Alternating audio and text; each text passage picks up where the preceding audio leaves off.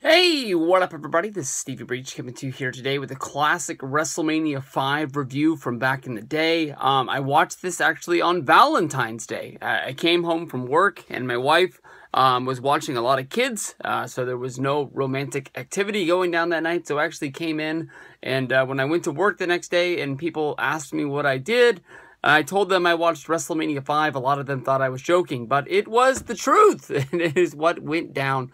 WrestleMania V took place from the Trump Plaza. They had done WrestleMania 4 and WrestleMania 5 there. It's sort of weird coming from WrestleMania 3 at the Pontiac Silverdome with the 93,000 fans. They go to New Jersey, and in New Jersey you only have 19,000 fans there. But honestly, I think it's one of the most beautiful WrestleMania sets that they ever had. Nothing really, decorative over, where the wrestlers came out of. But I love the fact that, like they have the lighting, almost like Christmas light that spans, and they droop. And it's just really, really nice. And with all the people in there, even though it's not the biggest WrestleMania, the way that the people are packed in there, they make it look like it's huge, that people really wanted to be there. Of course, Donald Trump on the WrestleMania... Oh man, what the heck is that thing called? Where they did like a biography on all of the WrestleManias. It was a documentary.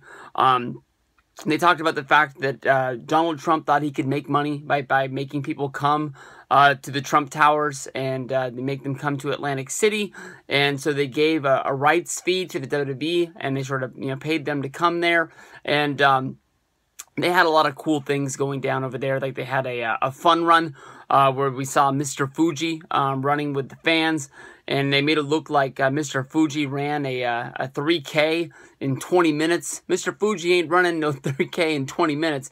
And plus, they have footage of Mr. Fuji leaving the start line way before they say go. There's no way that guy could have ran a mile in his shape. I just really don't believe it. But the show opens with Rockin' Robin singing the national anthem. And this is something that was basically cut off of the VHS. This is probably one of the worst renditions of America the Beautiful or the national anthem that they've ever done at WrestleMania. I don't know if maybe she volunteered for this, or maybe Vince wanted to put her out there because there was no WWF Championship match.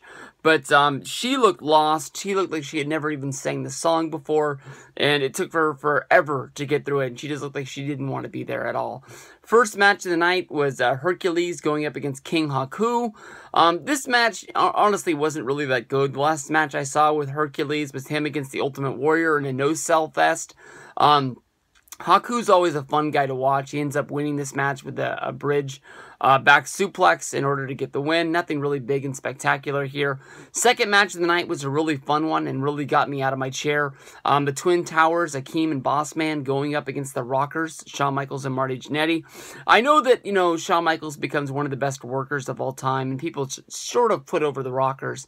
But I honestly think that the Rockers are one of the best tag teams that's ever been out there. They honestly were really, really good. You got to give credit to Shawn as well as Marty. And they go after attacking the Twin Towers. They know that their speed is going to have to keep them going. Because once Akeem and Bossman, two big giants in the ring, knock them down, they work over Marty Jannetty for a while before Shawn gets the hot tag. Once he gets the hot tag, it ends up being the Twin Towers are still too much for him. And we see them pin Shawn Michaels for the 1-2-3 where they get the win. Akeem and Bossman don't get a lot of credit. They weren't a tag team for a long time, but they were a big part of the Megapowers angle that goes down. So every time you watch that stuff over, hopefully someday WWE will put a collection of those matches up, leading us from WrestleMania 4 to WrestleMania 5. One of the best times there was in professional wrestling. It was always Akeem and Bossman having the big matches with them.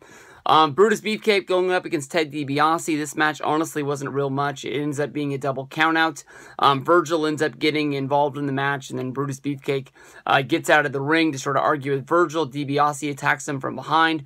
Virgil pounds on Beefcake on the outside, only for Beefcake to chase Virgil around the ring. Then once DiBiase gets in the fold, they start brawling out there on the ring, and they end up getting counted out. Nothing really big from this match. Sort of sad that DiBiase falls from WrestleMania 4 to WrestleMania 5, just having this no-nonsense match against Beefcake. I'm sure at the time it had a little bit of heat to it, but now watching it, the only thing I could think about was, this guy was in the main event last year. And if it wasn't for that episode of the main event where Macho Man would have won the Intercontinental Championship, DiBiase would have been champion headlining this show. Nonsense match between the Bushwhackers and the Rougeaus. The Rougeaus were an alright tag team, but in this match, they didn't really do much. Bushwhackers ended up hitting the battering ram for the win. From then we go to the debut of Owen Hart, his first WrestleMania match, Mr. Perfect against Blue Blazer. I was always drawn to this match as a kid. I don't know if it's because I liked the Blue Blazer character or it just was a really good physical match. Perfect ends up getting the win with a Perfect Plex, and this was fun. I mean, Owen as the Blue Blazer does a lot of cool high-flying moves, with his sort of, I guess he hadn't gone to Japan yet, or maybe he had, but his Japanese sort of style, switching it up, he was really different than Brett, and you can really tell from this, but Mr. Perfect gets to win. He was on a winning streak at this time, and he would become Intercontinental Champion, I believe, sooner than later, with the Rude and Warrior fiasco coming up. But from there, we go to a Tag Team Championship match, which is the handicap match. Demolition going up against the Powers of Pain, of course, at the Survivor Series during the big, huge tag team match. We ended up having a double turn where Mr. Fuji turned on Demolition, making them get counted out of their match. And then the Powers of Pain, who were babyface at the time, would walk over and sort of pick up Mr. Fuji after he got beat up by Demolition. And we'd have a double turn here for you. But Axe ended up pinning Fuji to get the win and retain the titles. These guys were so over. They were one of the best tag teams there's ever been. I keep seeing these guys year after year at WrestleMania, and you would think that I would want to get a picture with these guys because of the fact they were, my #1 tag team of all time, but these guys are old, and it just looks like if my dad were to put the face paint on, I could just get a picture with him and end up being a whole lot easier. From there we go to the 7th match of the night, Dino Bravo against Ronnie Garvin. For some reason, I don't know, both guys are in the ring, and the match is about to start, and then all of a sudden they do a kickback to the entrance.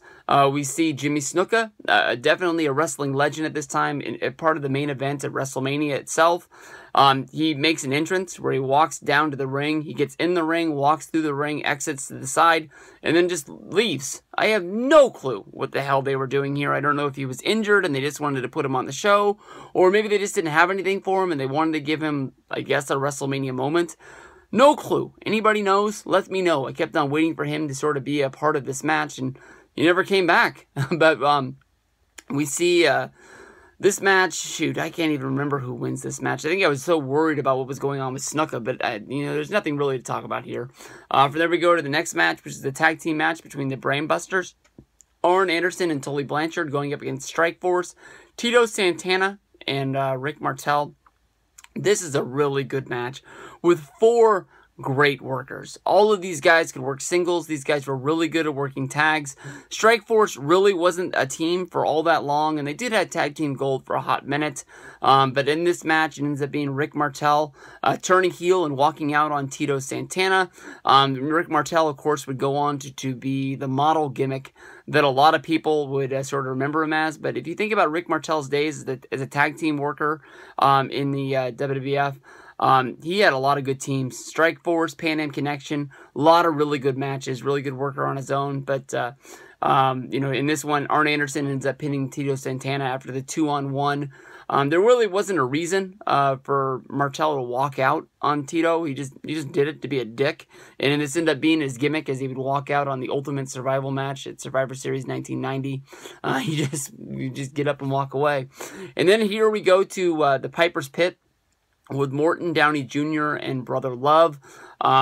This is probably one of the most outdated segments of all time. A lot of times with WrestleManias, you go back and you watch it, they bring in celebrities that are big at the time. They might bring people in. Morton Downey Jr., I believe at this time, had a really popular, it might have been on HBO, but it was a talk show, a lot like, Leno or Letterman, which shows you how out of date I am, that I didn't mention, like, Jimmy Fallon or, the other guy that's on the other show, from the Man Show back in the day.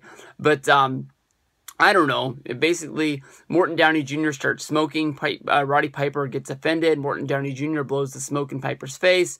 Piper grabs a fire extinguisher and blows it in Morton Downey Jr.'s face. I don't know. Morton Downey Jr., who is probably the Howard Stern of the time, takes the low road here, takes the money, gets embarrassed. You would think most of the time with WWF and celebrities, they would be putting them over, but that's damn Roddy Piper out there with them.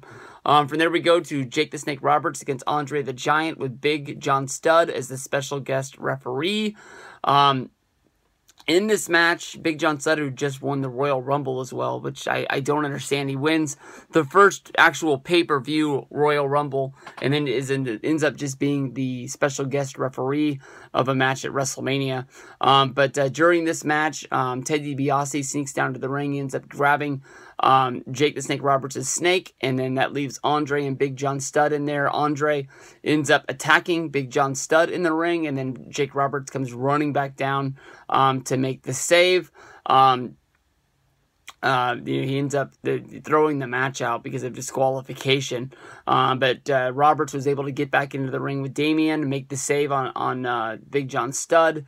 And Andre hightailed it out of the ring. So we see Big John Studd and Jake the Snake Roberts celebrating like they won inside of the ring.